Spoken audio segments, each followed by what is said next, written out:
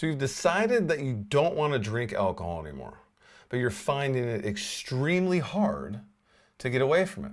Today on the show, I'm going to share with you how society has normalized drinking and why I stopped playing along. It all starts with the normalization of alcohol.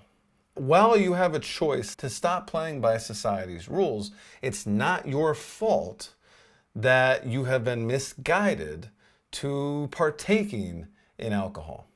Billionaire Brian Johnson of the Blueprint movement says when you drive by 20 fast food restaurants a day, how are you supposed to make the right choice to avoid eating fast food?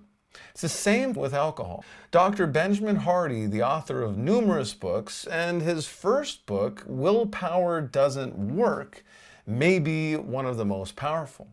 Extensive research shows your environment affects how you make decisions.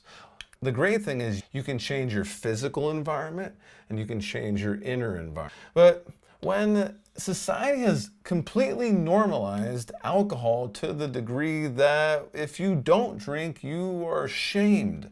Look at the comments I get on my YouTube channel related to alcohol. There are amazing people that believe what I believe, and then there's a handful that just need a place to say that we're stupid. But we're not, but they aren't either. Society has normalized it for them.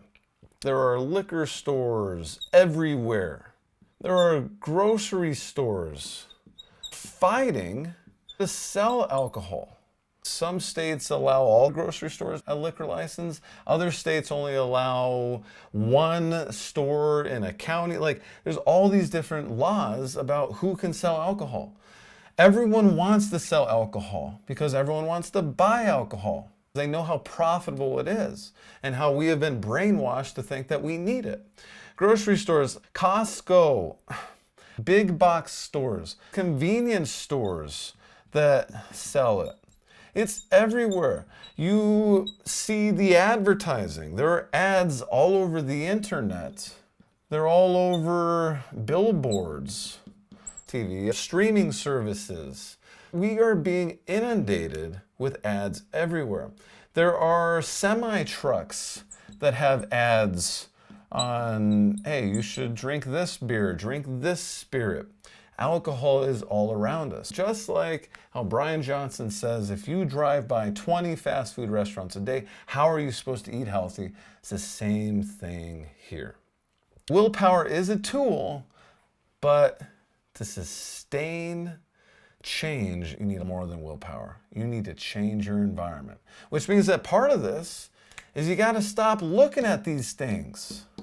I understand that you can't stop a semi-truck from driving by you and having a billboard that you drive by promoting these things.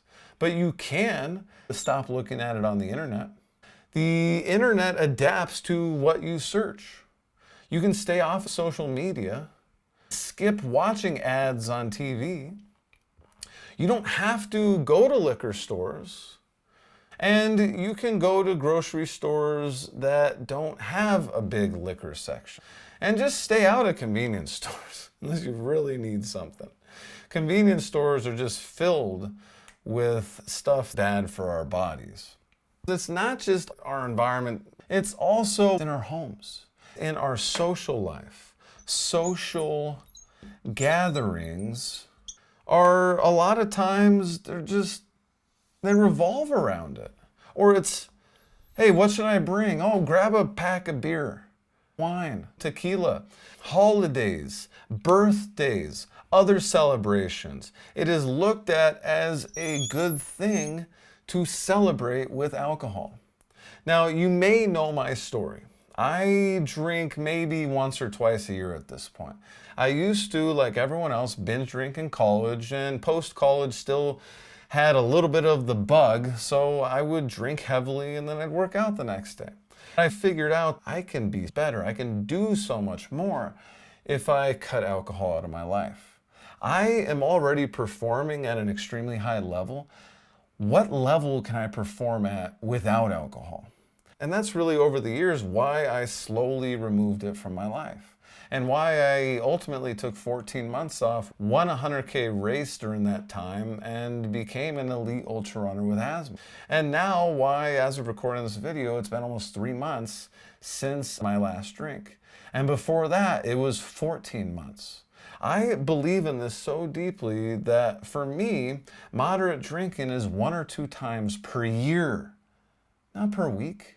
I'm okay with deciding to partake in alcohol 1 or 2 times a year, and I've accepted that I'm just going to deal with brain fog for a week. That's going to take 30 to 90 days to get back into the best state possible. I own that decision, and you need to as well. So if you decide that, yeah, I'm going to keep drinking every week, you need to own that decision. And if you want to make change, then you need to start changing your environment. Stop going to those gatherings, or have a strategy when you are at these social gatherings. Bring your own NA beer, bring your own NA wine, bring a sparkling water. I bring a 12-pack of sparkling water wherever I go when I go to social gatherings. If there's going to be alcohol there or not, I bring it because it's delicious, hydrating, and I love the bubbles.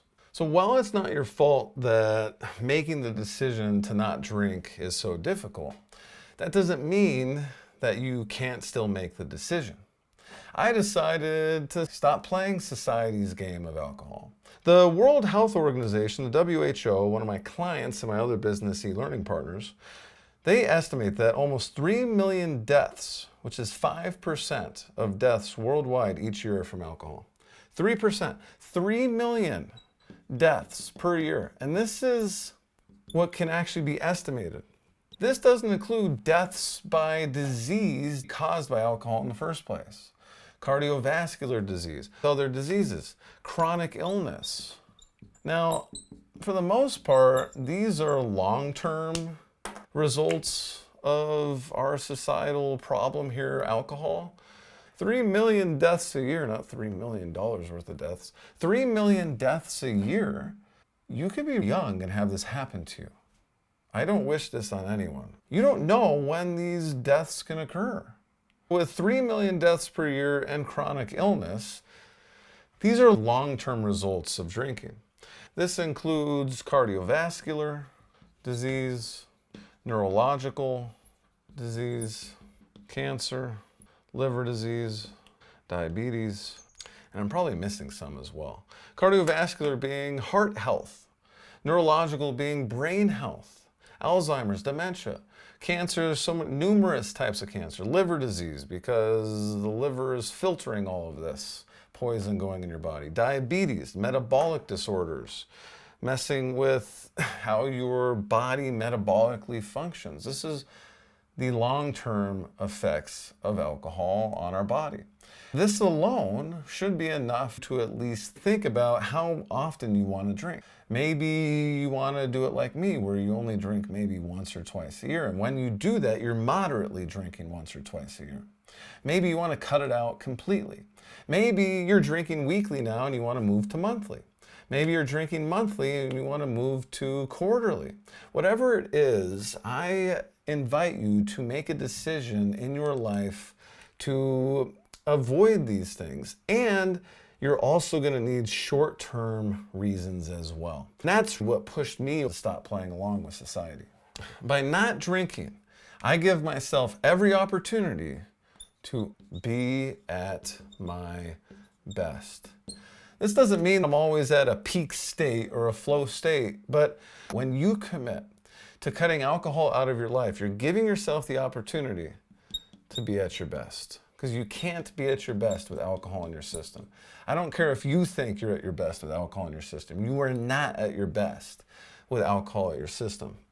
What this has done for me is I am a better partner, a better dog father. I'm definitely a higher performing athlete. I'm a better friend. But Johnny, I have my friends because we drink together, or we get together and we socially drink. How can I be a better friend if I don't drink anymore? You will have deeper connections with your friends by taking alcohol out of the relationship. I'm a better son, I'm a better business owner. I run 2 businesses. I need to be at my best all the time. I'm better because I choose to only drink once or twice a year. And at some point, I may be making a video where it says, I didn't drink for the past 10 years, here's what happened. Because of how powerful it is not drinking. Going your own way, playing a new powerful game of always being at your best.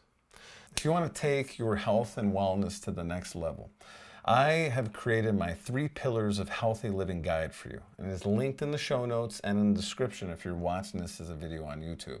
These 3 pillars of healthy living are movement, tracking, and accountability.